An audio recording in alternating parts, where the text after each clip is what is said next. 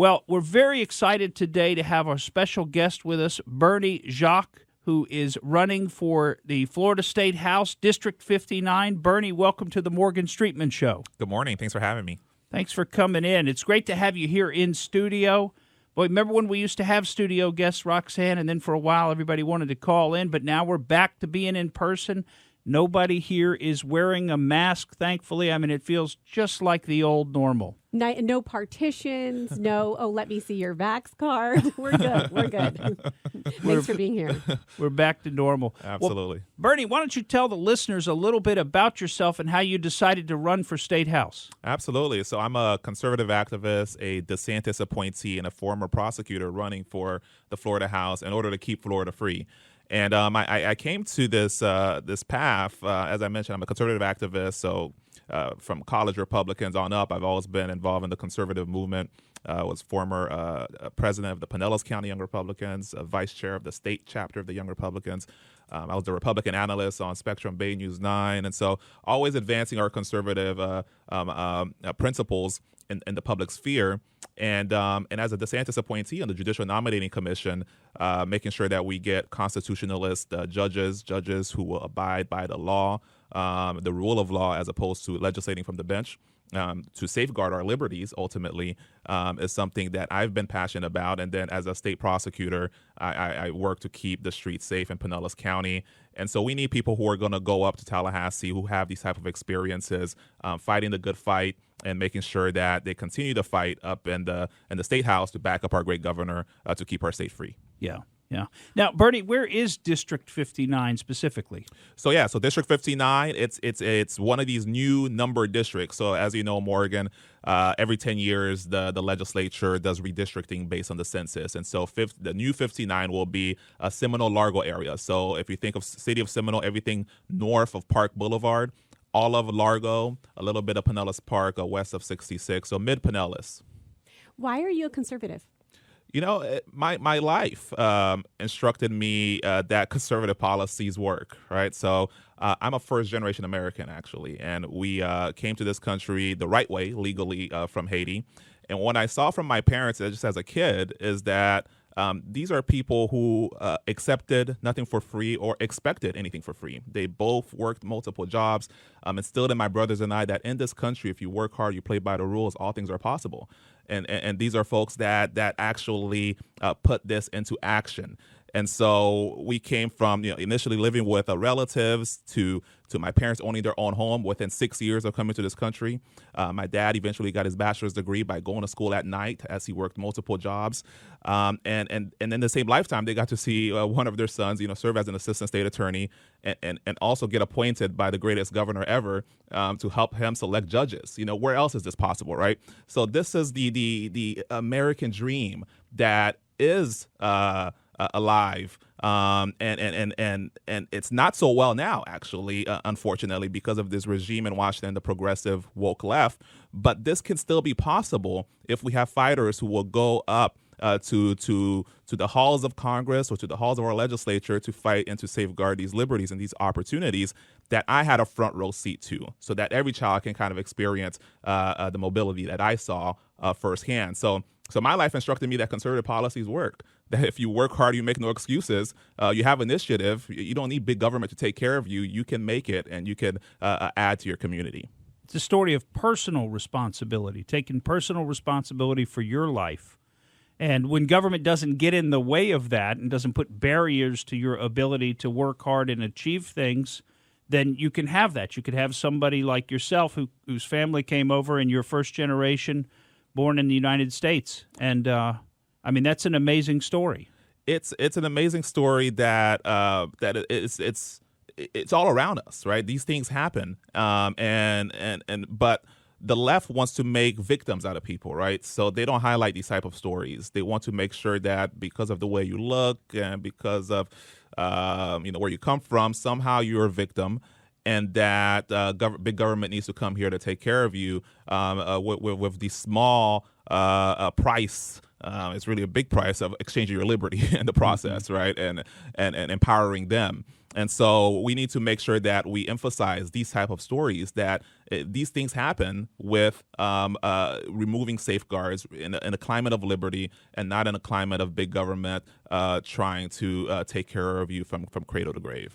You know, I bet your parents are so proud of you because it probably means something to them. Like, hey, we were able to find success this way and other people can too. And we don't want that opportunity to be taken away for other people to find the same path to success. Right, absolutely. You know, when I approach public policy, I just kind of look at my experience. You know, we were working class, and all we wanted was just an opportunity, right? And so we didn't need anybody to coddle us. We just wanted to make sure we had a fair shot to achieve what we needed to achieve. And that's what most Americans want. You know, they don't want to be belittled. They don't want to be told they can't do this, they can't do that. Just give them a fair shot, and they can do it. This is what makes us unique from other places in the world. It's why people flee other places of the world, and to come here. With this rise of socialism here in our own country, it's very alarming to people who fled, socialistic and communistic regimes, to see that it's happening right here when it's literally why they packed up and left everything they knew behind, to come here. And so, and the tragedy of it all is this country goes down. Where do you flee to, right? So this is the beacon of hope. And this is why it's worth fighting for every single day of the week and twice on Sunday. That's a great point. Maximo Alvarez at the RNC convention, that's exactly what he said. He was a Cuban refugee as a young man, and he said his father told him there is no other place to flee to in the world. America is the only place. And, we've had guests on this show. It's funny how the immigrant guests that we've had, particularly those who came from a socialist or communist country, we've had Norma Reno on from Venezuela. We've had Rafael Pisano on from Cuba. His dad was a Cuban dissident, fought against the Castro regime. They all came here, and 201. And then we've got Bernie here, and they're all seeing that socialism is taking over here at home. Socialism, which is just a nice way of referring to communism, right, as far as I'm concerned. That's like soft communism, but it's really not soft because there is no such thing. Communism only means one thing, that is, there is no God, the state is God, and it will take everything that you have. Communism will take everything that you have, your freedom, your material comforts, everything that you have. All you have to do is talk to these folks who have lived in those countries, who know what it's like. It is not a panacea. It is not a utopia. It is not as promised, as advertised. It doesn't work out that way when they actually put these policies in place. And what it does is it destroys a country totally. It destroys the fabric of the character and the morals of the people. It destroys the economy, and you wind up with a failed state like a Venezuela. And that's what they're trying to bring here. And Bernie, I just don't understand why our own politicians seem to be convinced that we need to be doomed to repeat the history of the 20th century, which was the worldwide move towards communism, which happened early on in the 20th century. Communism almost got ahead of the United States being the last bulwark of liberty, and we were able to stop it. That was last century. Now we're going to repeat the same thing again. Why? Can't we learn from history? Right. Here we go again. And part of the problem is some of these folks, they don't see it as a bad thing. They don't see communism as a bad thing. They're secretly closeted communists. Mm-hmm. And so they're trying to make this country in the image that they have in their minds of the glory days of the USSR and the Soviet bloc countries and places like Cuba and Venezuela. Yeah, and a lot of them are coming at us. And Bernie, you're going to stick around for another segment, so we've got a lot more we want to talk about with you. But, a lot of these folks that are coming at us as closeted communists are coming at us through this green movement, which sounds good, right? Who doesn't want to save the planet? That sounds like a really good idea.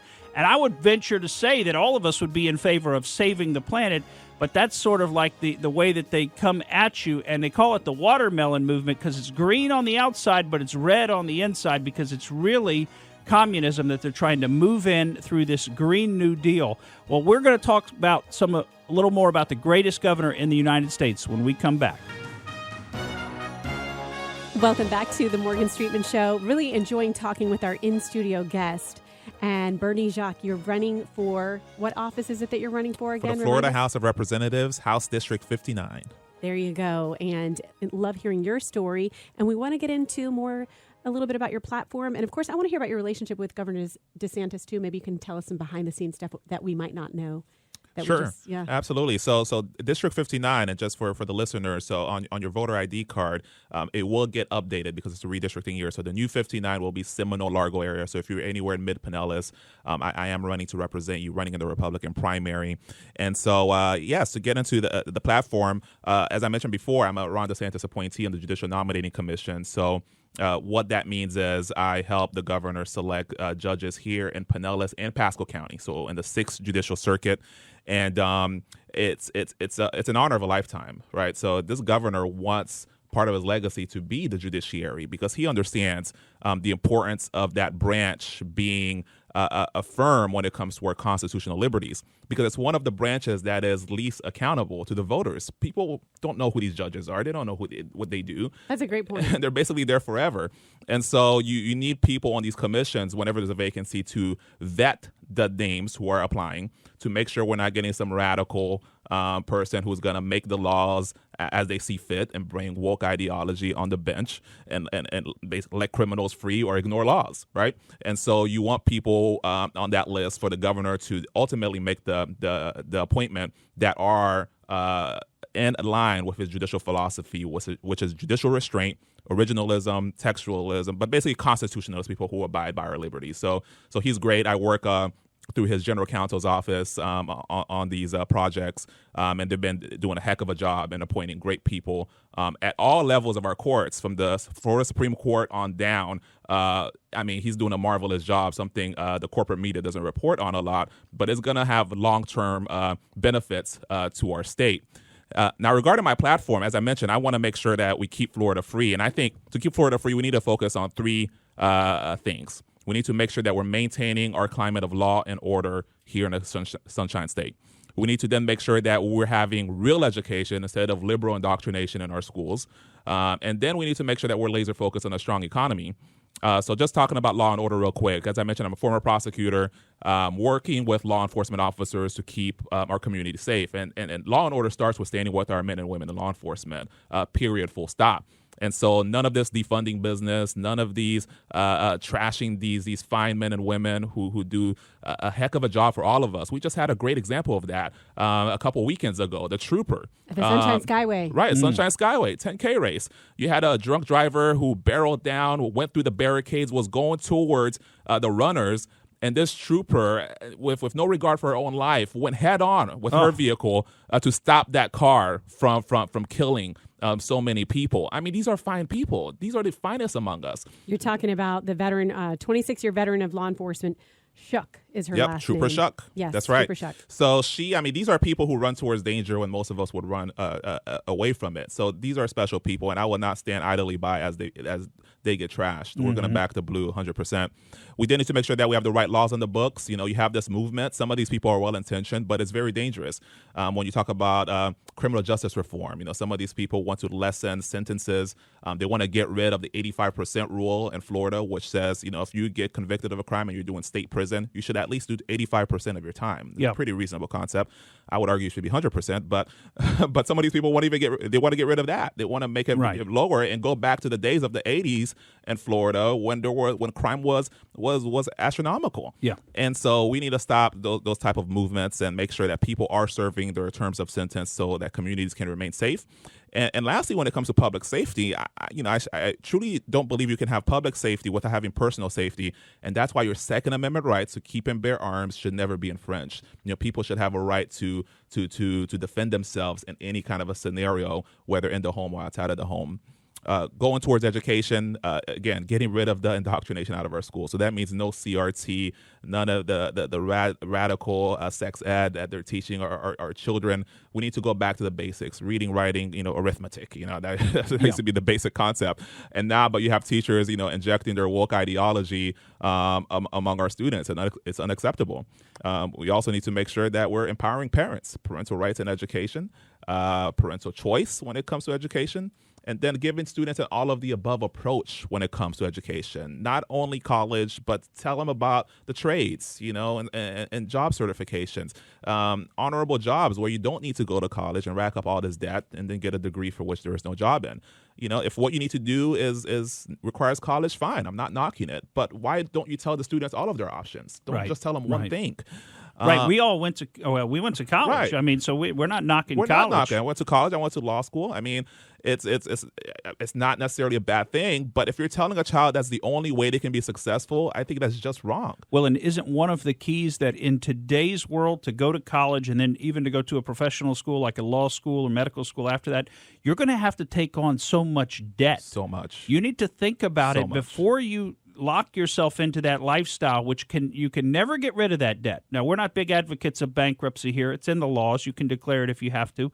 But you can't get rid of student loan debt through bankruptcy. So before you lock yourself up with those handcuffs, Great point. you better think long and hard about whether you're going to be able to make enough to pay for that debt that you're incurring. Maybe a better option, and it's totally up to you, right, would be to go to a trade school like Bernie's suggesting. That should be an option that is provided, because you know what, you can make you can make over $100,000 as a plumber, and you won't have all the debt like you would have if you went to 4 years of college, 3 years of law school. You got 7 years of debt and 7 years of essentially not working. You need to factor that into the opportunity cost of your time away from work. So there's a lot of factors that go into choosing the right profession. We need to be putting these options on the table for the students in high school. 100%. And so it's a great point. And if we're not putting all the options in front of them, we're doing them a huge disservice for their future.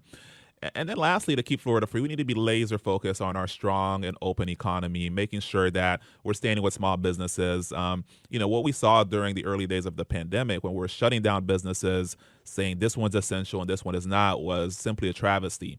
There's no such thing as essential, non-essential, because if it's honest work and if it's how you put a roof over your head and food on the table, guess what? Your job's essential. Yeah. And so who's government to say that you can work and you can't? We need to make sure that we're removing some of the unnecessary regulations on job growth. And with the rise in prices, whether it's housing or the inflation, we need to be very intentional about bringing high-paying jobs to our shores. And I want them here in Florida and in my area. So many things to unpack with what you've just said. I mean, there are so many directions we could go with that. And we've got some stuff on some inflation. Unfortunately, Bernie, I know you're going to have to take off after this second segment. I wish you could stick around, though, because we do really have so much to cover that I think you'd be interested in. That inflation one is going to be a big issue for Floridians coming up for all of us. I mean, we've got the highest inflation in housing costs here in the Tampa Bay area, supposedly in the entire nation. Yeah, I mean, that's even hard to fathom that in Tampa we're number one, but it's not a good number one. It's inflation in our housing costs, in our rents, and our purchases of new and used homes. I hear it from voters every day when I'm going door to door at an event, whether it's on the rent side or the cost of housing side. Voters are sharing that concern with me, and you're right. I've seen the reports saying we're number one, and it's a sad number one. Well, and wasn't one of the things we need to remember when because this we sort of gets lost, I think, and this is a conservative issue. If folks would really focus in on it. And that is the fact that inflation does not mean that things are going up in price. I mean, that's your experience of inflation, is that you see the nominal prices are rising. But what inflation really means, if you want to break it down, is that the dollar Roxanne, you're beating me to it. I've said it so many times on the show. I'm trying to drive it into people's head. I've succeeded. I've learned something from you, Morgan. I've succeeded. It means the marginal value of each additional dollar is going down. So the dollar is actually what's becoming less valuable. It's not that that things naturally increase in price over time. Yeah, because we had essentially no inflation for the 1800s. Now, if you cut out the periods of the Civil War and a couple of other little things throughout their War of 1812. There were some issues in there, admittedly, but if you average it out over 100 years of the 1800s, you find that there was actually a slight deflation. In other words, the natural order of things is that they come down in price slightly. It goes about 20% every 100 years. It just naturally, goods and services come down in price over time. That's called deflation. Right. But then we enacted the Federal Reserve Act. We ultimately disconnected the U.S. dollar from the gold standard. Nixon finally did that to completion, and now there is no basis for the U.S. dollar other than the full faith and credit of the U.S. government, which, I'm not sure how much full faith and credit you want to put into their full faith and credit. Yeah, I don't know about that. That's what they printed on the page. Well, we have a lot more that we wanted to get into. You know, we were going to cover the fact that Florida is now the first state to recommend against COVID-19 vaccines for healthy children. And in some of the rest of the show, we're going to get into why that is going to be. And we had some interesting stuff on that so-called Don't Say Gay bill. And I hate even calling it that because that's not in there anywhere. And that's part of the way that the media has slandered that bill.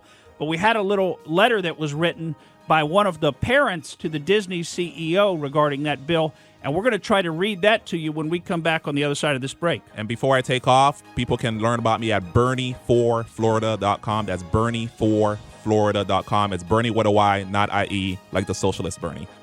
Great point, Bernie. Thanks for joining us. See you again thanks soon. for having me. Appreciate it. Thank you for listening to the Morgan Streetman Show. We hope you enjoyed what you heard, and if you did, please click like and subscribe to help us out. And remember that we recommend that you exercise your brain at least once a week.